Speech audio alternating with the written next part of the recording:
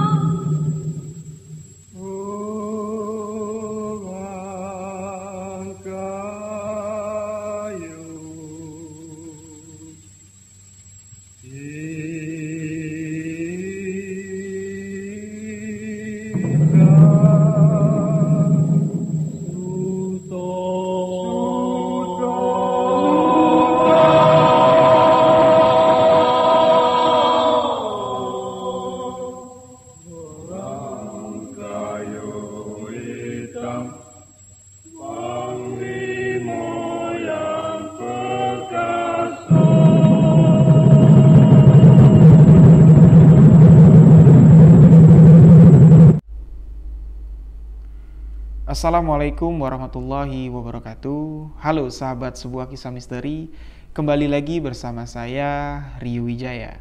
Di sebuah kisah misteri kali ini saya akan menceritakan sebuah kisah yang diceritakan oleh Pak Ridwan kepada saya. Yang mana kisah ini kisah perjalanan dari Pak Ridwan, seorang pencari barang antik yang kali ini berubah menjadi perjalanan yang mencari sebuah pesugihan. Kisah ini diceritakan Pak Ridwan ketika ia bersama sahabatnya ya, Pak Ridwan dan sahabatnya, Pak Bambang, berangkat menuju ke suatu daerah di Jawa Barat. Yang mana di lokasi tersebut Pak Ridwan dan Pak Bambang mendapatkan sebuah informasi. Di sana ada seseorang yang memegang mustika batu merah delima, yang mana barang ini memang dicari-cari Pak Bambang dan Pak Ridwan ya. Dicari-cari Pak Bambang dan Ridwan, bahkan oleh seluruh kolektor ya, seluruh kolektor yang ada di dunia lah, mungkin mencari batu mustika merah delima karena memang mistis yang terkandung dalam batu tersebut memang sudah sangat tersohor ya. Nah, informasi yang mereka dapatkan sangat akurat. Mereka sudah tahu letak lokasi pemilik batu tersebut. Lalu mereka memutuskan untuk berangkat menuju ke suatu daerah di Jawa Barat. Ketika mereka sampai, mereka tidak langsung menyambangi rumah si pemilik batu mustika ini, namun mereka memilih untuk beristirahat dulu di sebuah hotel ya. Di sebuah hotel, di sebuah penginapan, mereka beristirahat dan mereka akan berangkat menuju lokasi yang letaknya cukup jauh ya, cukup jauh di daerah pelosok ya, daerah pelosok, dan mereka berangkat pada pagi hari. Mereka berangkat pada pagi hari dengan menyewa sebuah mobil ya. Mereka berangkat dari hotelnya menuju ke lokasi yang berjarak kurang lebih sekitar 5 jam perjalanan ya. Memang cukup jauh di lereng gunung ya, di sebuah lereng gunung. Nah, ketika mereka telah sampai ke rumah orang yang memegang batu mustika merah delima ini, mereka sangat terkejut ya ketika si pemilik batu ini mengatakan bahwa baru beberapa bulan yang lalu batu mustika merah delima yang ia miliki tiba-tiba hilang ya, raib dari tempat penyimpanannya. Karena memang beberapa bulan yang lalu sudah ada beberapa orang yang mendatangi orang tersebut untuk melihat batu mustika tersebut dengan menawar harga yang sangat fantastik ya. Namun si pemilik batu ini, si pemegang batu merah delima ini memang tidak ingin menjual batu tersebut ya. Nah, mungkin karena batu itu sudah terlalu sering dilihat dan ditawar dengan harga tinggi, mungkin khodam yang ada di dalam batu tersebut menghilang ya. Jadi setelah Pak Ridwan dan Pak Bambang mendengar bahwa batu tersebut sudah hilang, mereka merasa kecewa ya, Mereka sudah banyak mengeluarkan biaya untuk sampai ke tempat tersebut. Oke lah, kalau memang batu tersebut tidak dapat dibeli, paling tidak mereka bisa dapat melihat dan menguji keaslian batu tersebut. Mereka sudah cukup puas ya, karena memang mereka selain untuk sebagai mata pencariannya, sebagai pencari barang-barang antik, mereka juga sangat suka ya, sangat hobi dengan barang-barang antik yang berbau-bau mistis yang memiliki kekuatan-kekuatan gaib ya, seperti batu merah delima tersebut. Tapi di sini mereka menerima kenyataan ya, bahwa batu itu sudah hilang. Nah, di sini mereka sudah pasrah ya. Sudah pasrah, namun si tuan rumah yang memiliki batu tersebut, yang memegang mustika tersebut, memiliki banyak barang antik ya. Memiliki banyak koleksi barang antik, mulai dari berupa keris dan lain-lain ya. Namun di sini Pak Ridwan dan Pak Bambang tidak tertarik ya. Tidak tertarik. Mereka hanya menginginkan batu merah delima ya. Batu merah delima yang informasinya batu yang dimiliki orang tersebut adalah batu yang asli ya. Sudah diuji dengan berbagai metode pengujian batu merah delima dan dinyatakan batu itu asli. Tapi sayangnya batu itu hilang. Nah, setelah mereka berbincang-bincang tentang pembahasan batu merah delima dan beberapa barang-barang antik, akhirnya Pak Bambang dan Pak Ridwan tahu ya bahwa bapak yang memegang batu merah delima ini adalah seorang paranormal yang cukup tersohor ya, cukup terkenal di daerah situ. Nah, jadi dengan dengan sedikit pembicaraan yang mengarah ke arah pesugihan, Pak Ridwan dan Pak Bambang melupakan cerita dari mustika batu merah delima yang mereka cari ya. Nah, di sini ternyata orang yang memegang mustika batu merah delima ini adalah seorang juru kunci dari jalan pesugihan uang gaib. Nah, disinilah kisah ini dimulai ya. Jadi Pak Ridwan yang awalnya mencari barang antik, tapi sekarang perjalanannya berubah menjadi perjalanan yang mencari pesugihan. Nah, di sini bapak si pemilik batu ini ya. Di sini kita sebut saja dengan Pak Wahyu ya. Pak Wahyu merupakan seorang kuncen ya. Kuncen dari sebuah makam keramat ya. Makam keramat yang terletak di lereng gunung yang letaknya lumayan jauh ya. Lumayan jauh dari tempat tinggalnya, dan di sini Pak Wahyu menceritakan bahwa barang-barang antik ya, barang-barang antik yang ia dapati, bahkan batu merah delima yang ia miliki, yang sempat ia pegang selama 8 tahun, merupakan sebuah batu mustika yang dihadiahkan dari si penunggu keramat tadi ya, sosok yang menunggu keramat tersebut. Nah, di sini Pak Wahyu menceritakan bahwa selain dari barang-barang antik dan mustika yang bisa ditarik dari makam keramat tersebut, Pak Wahyu menceritakan kepada Pak Ridwan dan Pak Bambang bahwa makam tersebut bisa mendatangkan uang gaib ya, pesugihan uang gaib tanpa harus menumbalkan nyawa seseorang.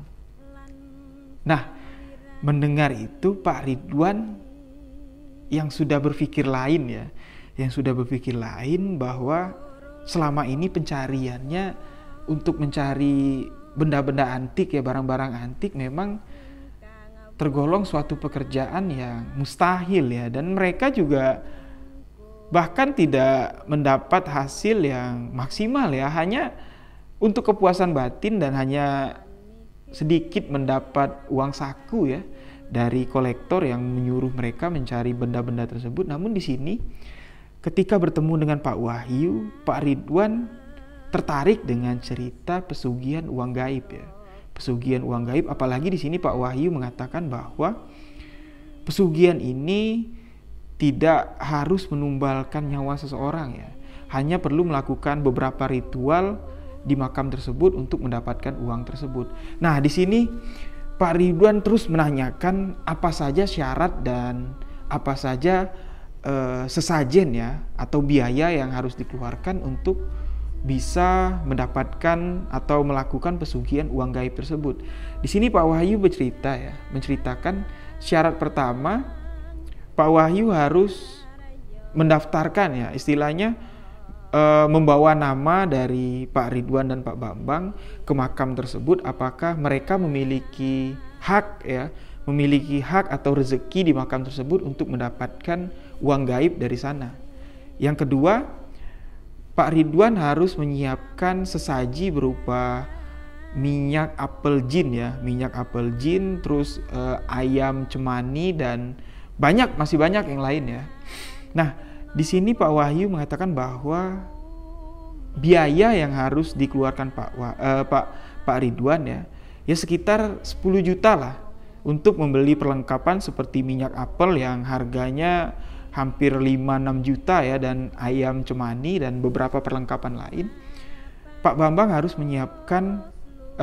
dan Pak Ridwan harus menyiapkan dana sekitar 10 juta baru mereka bisa melakukan proses penarikan uang gaib. Nah, di sini kebetulan pada hari itu ya, Pak Ridwan dan Pak Bambang tidak memiliki uang 10 juta ya. Mereka hanya membawa uang dan tinggal sisa uang untuk ongkos mereka pulang ke kampung halaman ya, ke tempat tinggalnya.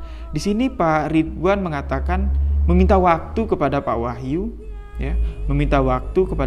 untuk mencari uang dan akan kembali lagi ke sana.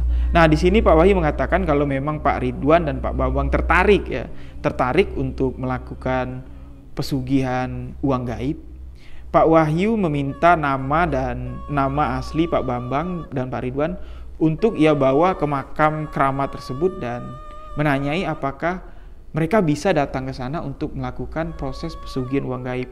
Nanti bila mana nama mereka bisa masuk untuk datang ke sana untuk menarik uang gaib, Pak Wahyu akan mengabarinya. Di situ Pak Ridwan langsung meninggalkan nomor handphone dan lalu berpamitan untuk pulang ke penginapan dan langsung pulang ke kampung halamannya ya. Nah, setelah sampai di kampung halamannya, Pak Ridwan dan Pak Bambang berpikir bagaimana cara untuk mendapatkan uang 10 juta dalam waktu dekat ya, karena mereka sudah sangat tertarik untuk mendapatkan uang gaib tersebut. Yang mana Pak Wahyu menceritakan jika mana kalau rezekinya memang baik ya, sosok yang ada di makam tersebut bisa memberikan sekarung besar berupa uang cash yang dijatuhkan, dan itu totalnya bisa mencapai miliaran rupiah. Ya, miliaran rupiah. Di sini Pak Ridwan dan Pak Bambang sangat tertarik ya, dan mereka memutar otak bagaimana caranya untuk bisa mendapatkan uang 10 juta dan uang tambahan lagi ya untuk ongkos mereka di sana. Akhirnya dalam waktu 2 minggu Pak Bambang dan Pak Ridwan sudah dapat uang 10 juta untuk membeli sesajen, dan mereka juga sudah mempersiapkan uang saku ya selama di sana. Mereka memutuskan berangkat lagi menuju rumah Pak Wahyu yang ada di Jawa Barat. Ya. Jadi ketika mereka sudah sampai, ternyata Pak Wahyu belum mendapatkan isyarat kalau nama dari Pak Ridwan dan Pak Bambang bisa atau tidak diterima ke sana ya. Nah, di sini Pak Ridwan dan Pak Bambang meminta Pak Wahyu lekas untuk datang ke makam tersebut, mengantarkan nama mereka apakah mereka bisa melakukan pesugihan uang gaib. Lalu Pak Wahyu malam itu berangkatlah sendirian ke sana, ke makam tersebut yang berjarak kurang lebih dengan berjalan kaki ya, karena memang lokasinya tidak bisa dilalui kendaraan, motor atau mobil, hanya bisa berjalan kaki. Pak Wahyu yang karena sudah biasa berjalan ke sana, melewati lereng gunung dan akhirnya sampai ke sana dengan menempuh jarak sekitar 2 jam ya. Pada waktu itu Pak Ridwan dan Pak Bambang menunggu di rumah Pak Wahyu. Setelah Pak Wahyu beberapa jam ya pergi untuk ke makam keramat tersebut, akhirnya Pak Wahyu pulang membawa berita Pak Bambang dan Pak Ridwan bisa melakukan pesugihan di sana, tapi dengan syarat harus menunggu pada malam Jumat Legi. Nah, jadi mereka harus menunggu pada malam Jumat Legi baru bisa datang ke sana. Pada saat itu Jumat Legi pada Jumat berikutnya, jadi Pak Ridwan dan Pak Bambang harus menunggu 1 minggu di sana untuk bisa melakukan proses pesugihan uang gaib. Nah, mereka menunggu di sana, tapi mereka tidak menginap di hotel ya untuk menghemat biaya. Mereka menginap di rumah Pak Wahyu sambil muter-muter daerah sana untuk mencari barang-barang antik ya. Mana tahu mereka bisa menemukan barang yang bisa mereka negosiasi dan mereka bawa untuk dijual ke para kolektor ya. Singkat cerita, tibalah pada hari Kamis malam Jumat. Mereka sudah mempersiapkan segala sesuatunya untuk dapat pergi mengambil pesugihan uang gaib. Minyak apel jin sudah mereka siapkan, ayam hitam cemani sudah mereka siapkan dan beberapa sajian yang lain. Nah, sebelum berangkat di sini Pak Wahyu menyampaikan aturan yang harus mereka lakukan di sana. Jadi mereka sampai di sana, mereka ditinggal sendirian oleh Pak Wahyu ya. Pak Wahyu akan menunggu di jarak yang jauh dari makam tersebut. Mereka hanya tinggal berdua di sana menunggu sosok gaib penunggu makam tersebut datang untuk memberikan sekarung uang yang mereka minta. Dan di sini Pak Wahyu menyatakan bahwa pesugihan ini Pak Wahyu tidak meminta upah berupa uang pengantar atau apa di sini, melainkan memang syarat dari pesugihan tersebut, dari pemilik pesugihan tersebut ya, sosok gaib yang ada di makam tersebut, bahwa jika berhasil uang yang didapat oleh Pak Ridwan dan Pak Bambang, hak Pak Wahyu yang ada di dalam uang tersebut sebesar 20% yang harus mereka keluarkan diberikan kepada Pak Wahyu, yang mana uang tersebut akan nanti dikelola Pak Wahyu untuk disedekahkan dan sebagian lagi untuk menjadi hak Pak Wahyu. Jika seandainya uang yang mereka dapat 1 miliar, jadi hak dari Pak Wahyu adalah sebesar 200 juta. Dan di sini mereka sudah deal ya. Jika mendapatkan uang dari pesugihan tersebut berhasil, Pak Wahyu mendapatkan jatah sebesar 20%. Nah, di sini barulah Pak Wahyu memberikan mantra-mantra kepada Pak Bambang dan Pak Ridwan untuk mereka lafazkan ya, untuk mereka baca sambil bersemedi di sana, mantra-mantra yang bunyinya seperti ini ya. Wahai jin, setan, penghuni makam keramat ini, kami datang ke sini membawa sesaji. Jika kalian berkenan menerima sesaji dari kami, berikan hadiah berupa uang kepada kami. Ya, tapi kalimatnya dengan bahasa bahasa Sangsekerta gitu ya. Saya nggak bisa mengucapkannya, tapi Pak Ridwan menuliskan artinya ya, menyampaikan artinya kurang lebih seperti itu. Jadi kalimat tersebut diulang-ulang ya, dengan syarat mereka tidak boleh pejam dan menoleh ke belakang selama proses itu. Apapun yang terjadi, apapun yang mereka dengar dan mereka rasakan, mereka hanya menatap ke depan sampai sosok itu datang menjatuhkan karung yang penuh dengan uang dan mengambil sesajen yang mereka berikan. Jika mereka melihat ke belakang atau mereka kaget melihat sosok tersebut, maka sosok tersebut akan hilang dan uang yang sudah jatuh pun akan menghilang.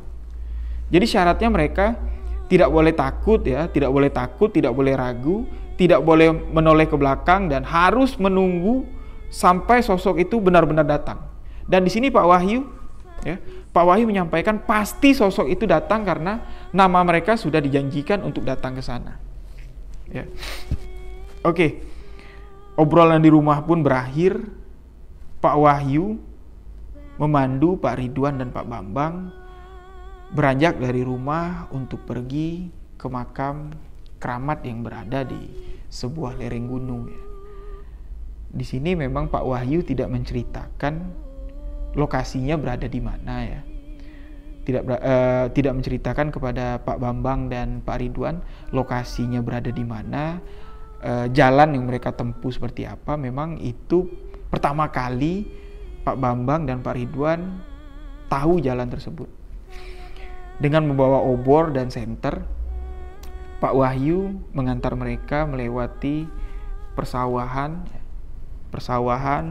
terus masuk ke dalam seperti ini ya, ladang kosong ya, yang belum ditanami tapi sudah mulai dibersihkan, dan melewati pemakaman ya, melewati pemakaman umum ya, melewati pemakaman umum dan naik ke atas terlihatlah sebuah pohon besar ya, sebuah pohon besar dan sebuah makam yang sudah dipugar ya.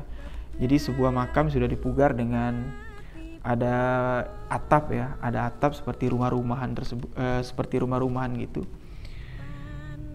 Nah, ketika mereka ingin berjalan naik ya, ingin berjalan naik ke atas, di sini Pak Wahyu menyampaikan kepada Pak Ridwan dan Pak Bambang, kalau kita sudah mulai naik ke atas, jangan pernah sekali-sekali menoleh ke belakang. Ya, menyampaikan seperti itu. Namun di sini Pak Bambang ya, Pak Bambang ketika naik kakinya terasa berat ya, terasa berat sekali. Seperti ada yang memegangi dari ini ya, memegangi kaki Pak Bambang untuk naik menanjak ke atas bukit tersebut. Dan di sini Pak Bambang lupa akan pesan dari Pak Wahyu untuk jangan menoleh ke belakang. Di sini Pak Bambang ketika merasa kakinya semakin berat, Pak Bambang menoleh ke belakang. Ketika Pak Bambang menoleh belakang, sangat terkejut ya. Pak Bambang sangat terkejut melihat sosok seperti ular ya, seperti ular tengah membelit kakinya. Seperti ular besar sekali di situ. Pak Bambang melihat ular yang panjangnya lebih dari 20 meter ya. Mengikutinya dengan kepala dan badan sudah melilit kaki Pak Bambang yang membuat langkahnya semakin berat.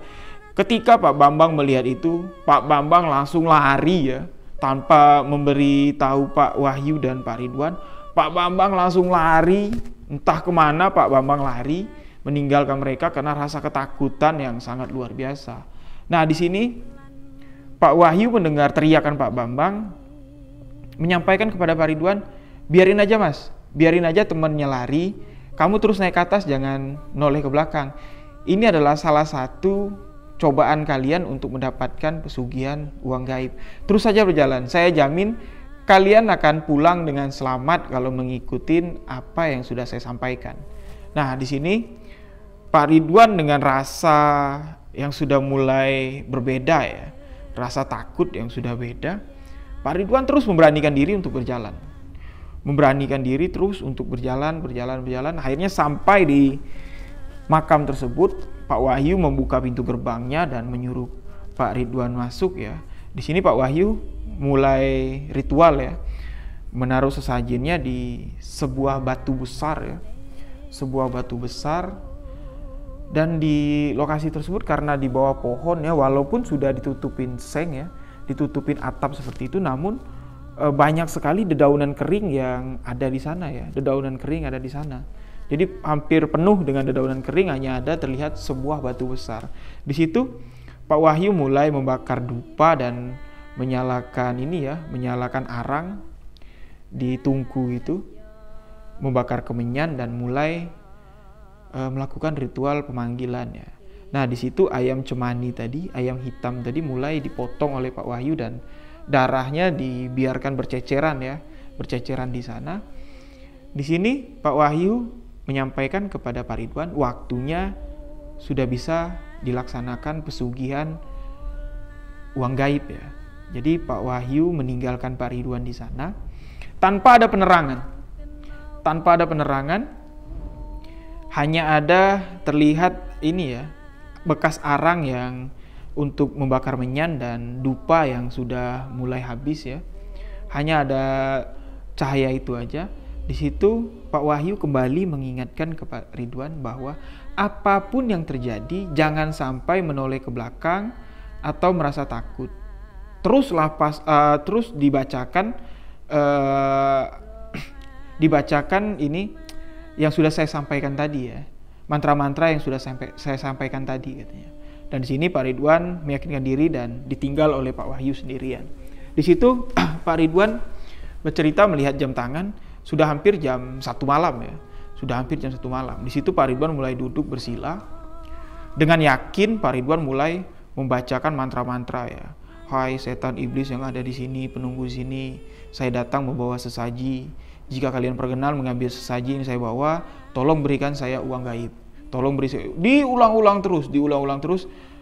Kurang lebih 1 jam, mulai sesuatu yang aneh mulai dirasakan oleh Pak Ridwan ya. Seperti ada angin yang mulai berputar kencang di sekitarnya, membuat dedaunan yang ada di sana terbang ya, seperti angin puting beliung tapi kecil ya. Jadi dedaunan kering di sana berputar di seputaran makam itu, tepat di depan Pak Ridwan, memutari ke belakang Pak Ridwan, mulai ke atas dan tiba-tiba mulai terdengar seperti ini ya, batu ya, bebatuan kerikil mulai jatuh menimpa atap seng tadi, tang gitu, centang gitu. Di sini Pak Ridwan mulai merasa merinding karena suara apa itu ya, sedangkan ya nggak mungkin hujan ya. Kalau hujan memang terasa dingin atau apa. Ini seperti batu yang jatuh dari atas ya, seperti hujan batu lah, seperti itu. Seperti hujan batu. Terus makin lama semakin kencang suaranya dan mulai terdengar suara langkah dari belakang Pak Ridwan ya. Dari belakang Pak Ridwan mulai terdengar suara langkah. Krak. Mendekat, semakin mendekat. Prak. Perlahan pintu makam yang terbuat dari trali yang sudah ditutup oleh Pak Wahyu, terdengar pintu tersebut terbuka ya. Jadi suara pintu trali yang sudah berkarat yang dibuka secara pelan, krek. Ketika itu perasaan Pak Ridwan sudah mulai nggak karuan ya. Namun di sini Pak Ridwan terus, hai setan iblis yang ada di sini, jika berkenan menerima sesaji dari kami, berikan uang gaib. Semakin kencang apa yang dikatakan Pak Ridwan ya, mantra-mantra yang disampaikan Pak Ridwan, sosok itu semakin mendekat dan seperti berada di belakangnya. Ya. Di situ Pak Ridwan merasa hawa dari makhluk tersebut ya, hawa dari sosok tersebut sangat dekat ya, di tengkuknya seperti napas yang mengembus kencang, ya, seperti napas yang mengembus kencang. Di situ Pak Ridwan yakin bahwa sosok ini sangat besar. Dari napas yang keluar dari mulutnya ya, dari hidungnya, Pak Ridwan meyakinkan di sini sosok itu sangat besar. Di situ mulai lagi angin puting beliung itu ya, angin yang berputar yang membawa dedaunan kering ke atas, mulai berputar. Namun di sini putarannya cuma ada di hadapan Pak Ridwan di sekitaran batu besar itu ya, berputar di situ. Di situ Pak Ridwan sudah nggak karuan lagi ya, rasa takutnya sudah mencapai batas ya. Namun Pak Ridwan masih memiliki tekad bahwa ia ingin mendapatkan uang tersebut. Nah di sini Pak Ridwan mulai melihat bayangan ya dari belakang tadi, yang lama memperhatikan Pak Ridwan ya, dan mengembus-embuskan napasnya ke belakang Pak Ridwan. Mulai lewat ya dari belakang Pak Ridwan, seperti ini dari belakang. Bayangan itu mulai terlihat ya, terlihat ingin menghampiri Pak Ridwan lewat depan ya, berputar seperti ini lewat depan. Di situ Pak Ridwan melihat sosok yang tadi dikiranya sosok yang sangat besar, ternyata salah. Pak Ridwan melihat situ sosok manusia kerdil ya, manusia kerdil yang tingginya nggak kurang lebih 1 meter lah, 1 meter, tapi dengan kepala yang sangat besar ya, kepala yang sangat besar berbentuk kepala kerbau. Pak Ridwan mengatakan seperti kepala kerbau sangat besar, tapi dengan tubuh yang kecil, sambil menyeret sebuah karung yang sangat besar ya, karung yang sangat besar, berjalan sambil menyeret karung tersebut, menatap Pak Ridwan terus ya, sambil berjalan begini menatap Pak Ridwan. Sampai di depan Pak Ridwan ya, sosok itu mengangkat karungnya ya, dari karung yang diseret itu diangkatnya, terlihat karung itu sangat besar, namun sosok itu berubah.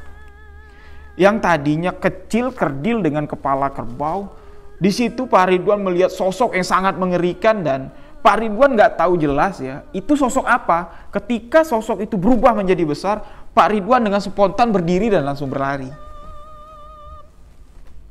ya. Melihat sosok itu berubah di depan matanya ya, yang tadinya kecil ya, yang tadinya kecil, dengan mengangkat karung yang sangat besar, tiba-tiba wujud tersebut berubah menjadi besar, berubah menjadi sosok aslinya. Di situ Pak Ridwan nggak jelas melihat sosok itu berbentuk apa, namun di situ sangat mengerikan hingga membuat Pak Ridwan langsung berdiri dan berlari terus hingga ketemu ya, sudah ngos-ngosan menuruni lereng tersebut, akhirnya ketemu dengan Pak Wahyu yang menunggu yang sangat jauh ya. Pak Wahyu dengan Pak Bambang ternyata sudah bertemu, mereka duduk di dekat ini ya, di dekat perkebunan warga ada pondok ya, duduk di sana. Dan di situ Pak Wahyu terlihat sangat kecewa ya, sangat kecewa dengan apa yang terjadi dengan Pak Ridwan. Pak Wahyu mengatakan, aduh mas, sia-sia sebenarnya kita ke sini. Kalau mas tunggu sebentar lagi, kalau sosok itu sudah menjatuhkan karung itu di hadapan mas mau lari silakan lari, tapi jangan lupa karungnya dibawa. Tapi kenapa kok mas lari? Di sini Pak Ridwan kaget ya, kok bapak tahu katanya kan? Ya saya tahulah katanya. Walaupun saya di sini saya dapat melihat semua yang apa di sana, apa yang terjadi di sana katanya. Sosok itu sudah mau memberikan apa yang bapak minta katanya. Di sini Pak Ridwan dengan apa ya, rasa kecewa, kesal, ada juga menyatakan ya udahlah mungkin nggak rezeki, tapi saya tobat. Saya tobat untuk melakukan hal-hal seperti ini lagi. Saya nggak mau lagi. Karena apa yang saya lihat memang sangat mengerikan. Di sini juga Pak Bambang meminta maaf ya dengan Pak Ridwan kalau memang belum sempat dia ikut melakukan ritual. Pak Bambang sudah lari kocar-kacir ya. Lari kocar-kacir. Dan mereka pun akhirnya pulang ke rumah Pak Wahyu. Di rumah Pak Wahyu pun mereka bercerita lah ya. Pak Wahyu pun bercerita bahwa memang selama dia menjadi juru kunci dari makam tersebut, Pak Ridwan lah orang yang satu-satunya paling berani dan sampai bertemu dengan sosok itu. Yang lain yang pernah datang ke sana baru mendengar suara hujan batu aja, atau melihat angin puting beliung yang memutar dedaunan kering di hadapannya sudah lari terbirit-birit. Tapi di sini Pak Wahyu menyatakan bahwa Pak Ridwan orang yang sangat berani, memiliki mental yang luar biasa. Namun memang rezekinya belum ada di sana. Di sini Pak Wahyu bercerita bahwa jumlah uang yang ada di dalam karung tersebut, ya, uang gaib yang ada di dalam karung tersebut, nominalnya tidak bakal habis-habis ya. Jadi seandainya uang yang dapat dalam karung itu senilai 1 miliar, dibelanjakan uang 1 miliar itu, namun uang itu bakal tetap kembali berkumpul menjadi 1 miliar. Entah bagaimana caranya, tapi uang itu tetap bakal ada sejumlah 1 miliar. Dan di sini Pak Wahyu juga bercerita ya, jika setelah mendapatkan uang tersebut ya, memang tidak ada tumbal ya. Tidak ada tumbal untuk pesugihan tersebut, namun di sini memang orang yang mendapatkan uang gaib tersebut ya, di situ ia akan, boleh dikatakan apa ya, rezeki dari keluarga atau tetangga kerabat yang ada di sekitar rumahnya itu bakal dia ambil ya. Jadi orang yang ada di sekitaran tempat tinggal orang yang mendapat uang gaib itu, rezekinya akan diambil oleh yang mendapatkan pesugihan ini. Jadi apa yang mereka dapat sebenarnya adalah hak orang lain ya, bukan uang benar-benar uang gaib ya, bukan benar-benar uang gaib yang uang yang dimiliki oleh setan, itu enggak, bukan kata Pak Wahyu, tapi itu rezeki orang yang ada yang kita ambil katanya ya. Disitulah nanti sanksi yang bakal kita terima ya, yaitu mengambil hak orang lain ya, memakan hak-hak orang lain. Nah, di sini Pak Ridwan bercerita bahwa ini adalah pengalaman yang sangat berarti bagi ya. Walaupun dia bukan hampir sih, sudah melakukan pesugihan namun gagal, di sini dia baru sadar sekarang ya. Setelah kejadian itu dia baru sadar apa yang dilakukannya adalah perlakuan yang salah ya. Pak Ridwan menceritakan kisah ini dan menyuruh saya menyampaikan ya, menceritakan kembali kisah ini untuk sahabat-sahabat sebuah kisah misteri sebagai pelajaran ya, bahwa sesungguhnya rezeki yang kita dapat dengan cara pesugihan itu memang bukan jalan yang baik ya. Mau ada tumbal maupun nggak ada tumbal, namun tetap itu bukan adalah jalan yang baik ya, seharusnya kita tempuh ya. Di sini Pak Ridwan pesan dengan kejadian ini, semoga sahabat-sahabat sebuah kisah misteri jangan pernah berpikir untuk mendapatkan uang secara instan dengan melakukan pesugihan. Oke, terima kasih buat sahabat sebuah kisah misteri yang sudah mendengarkan cerita ini. Semoga kisah dari Pak Ridwan bisa kita ambil hikmahnya ya. Dan buat sahabat semua yang ingin bercerita, mengirimkan kisah kalian untuk diceritakan kembali, bisa kalian kirimkan ke email sebuahkisahmisteri@gmail.com dan insya Allah nanti saya akan menceritakan kisahnya di sini. Demikian video ini, saya Rio Wijaya mengucapkan wassalamualaikum warahmatullahi wabarakatuh. Sampai jumpa di video selanjutnya.